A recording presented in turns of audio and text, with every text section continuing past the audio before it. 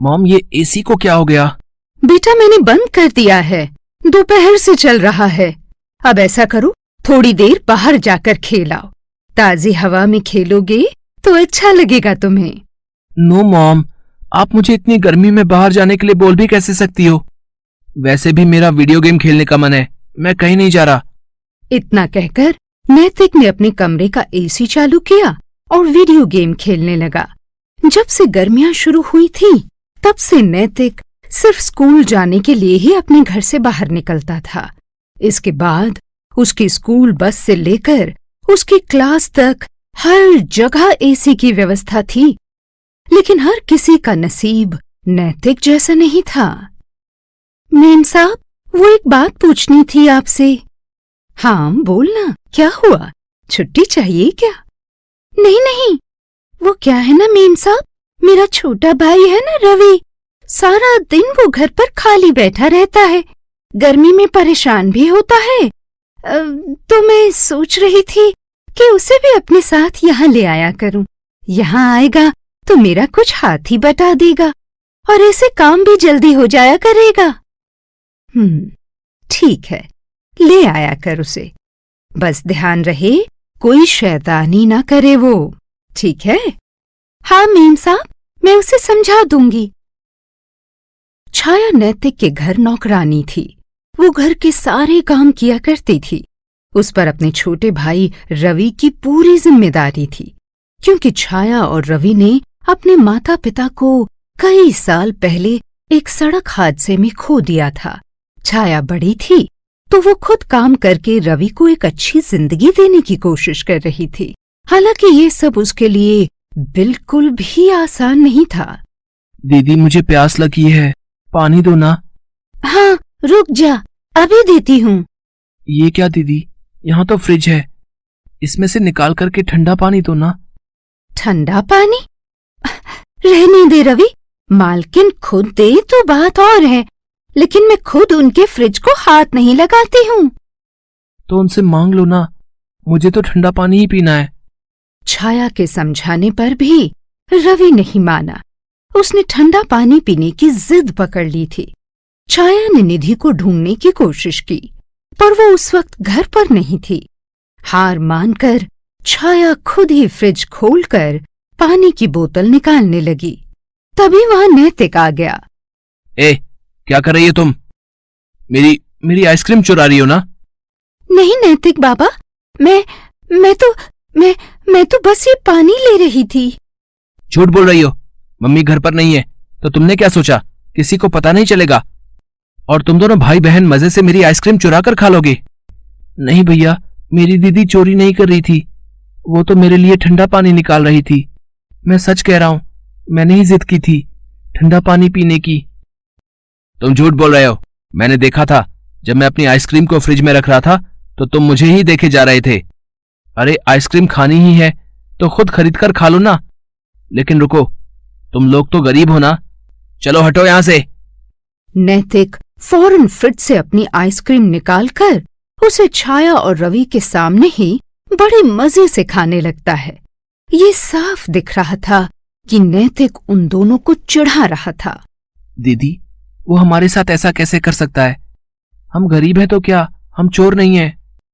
कोई बात नहीं रवि, तू शांत हो जा। वैसे गलती हमारी भी तो है, हमें मेम साहब का इंतजार करना चाहिए था।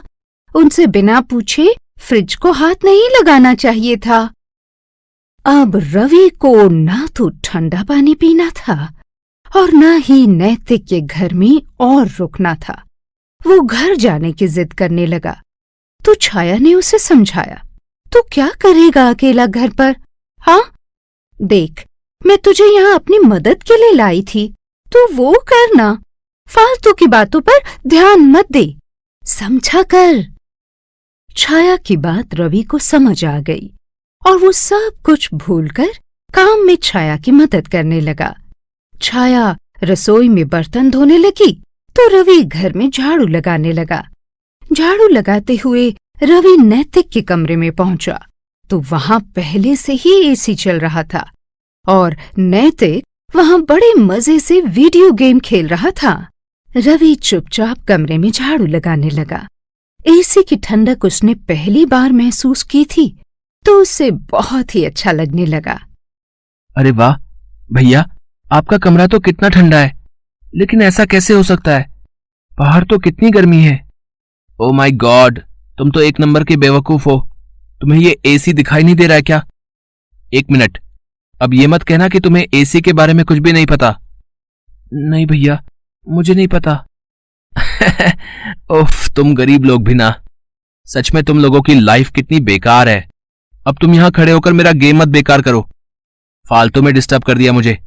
एसी देख लिया ना, और इसकी ठंडी हवा भी खा ली। अब जाओ यहां से, और आगे से कभी भी मुझसे पूछे बिना मेरे कमरे में मत आना, समझे? नैतिक ने एक बार फिर रवि की बेइज्जती की थी, लेकिन रवि ने उससे कुछ नहीं कहा और चुपचाप सिर झुकाकर नैतिक के कमरे से बाहर आ गया। दीदी रहने दो, हम यहाँ काम नहीं करेंगे, कहीं और काम ढूंढ लेंगे हम। हैं? ये क्या बोल रहा है?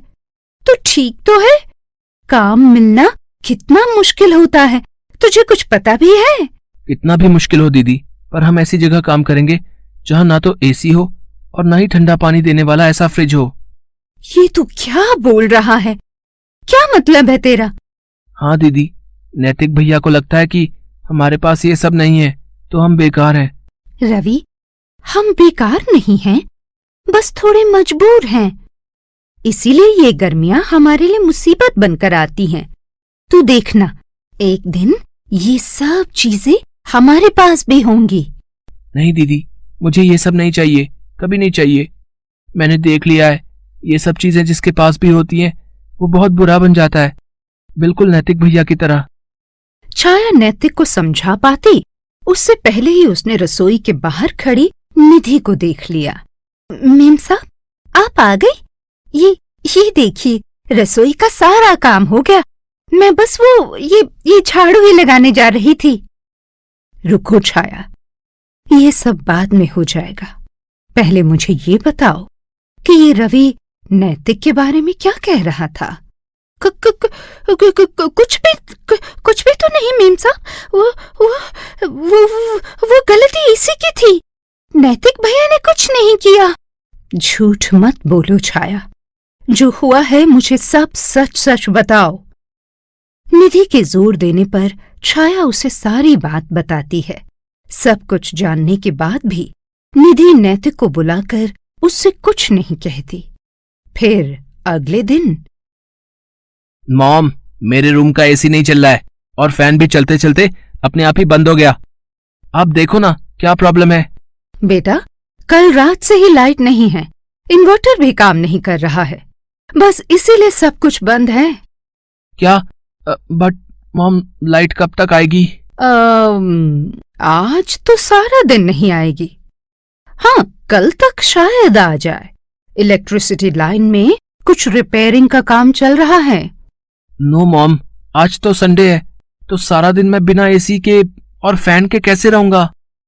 वैसे ही जैसे सब रह रहे हैं बेटा। लाइट तो पूरी सोसाइटी की गई है ना। इतना कहकर निधि अपने काम में लग गई। बिना एसी के कुछ ही देर में नैतिक की हालत खराब होने लगी। उसे गर्मी बर्दाश्त ही नहीं हो रही थी। उफ, बस बहुत हो गया, मुझे ठंडा पानी चाहिए। नहीं, ऐसा करता हूँ, कल फ्रिज में जो आइसक्रीम छोड़ी थी मैंने, जाकर उसे खाता हूँ। लाइट ना होने की वजह से नैतिक की आइसक्रीम पूरी तरह से पिघल चुकी थी और पीने के लिए ठंडा पानी भी नहीं था। ये देखकर नैतिक का पारा और चढ़ गया। मॉम, ये क्या है? मेरी आइसक्रीम मेल्ट कैसे हुई? और ये पानी, ये तो बिल्कुल भी ठंडा नहीं है। नैतिक, तुम भूल गए क्या? फ्रिज भी तो लाइट से ही चलता है ना बेटा। ओह नो मॉम, कुछ तो करो, अब मैं ये गर्मी और बर्दाश्त नहीं कर सकता। पापा को बोलो ना, कुछ तो करें, मेरे रूम का एसी और ये फ्रिज ऑन करवाओ ना जल्दी से। पापा कुछ नहीं कर सकते नैतिक। लाइट जब तक नहीं आती हमें ऐसे ही रहना होगा।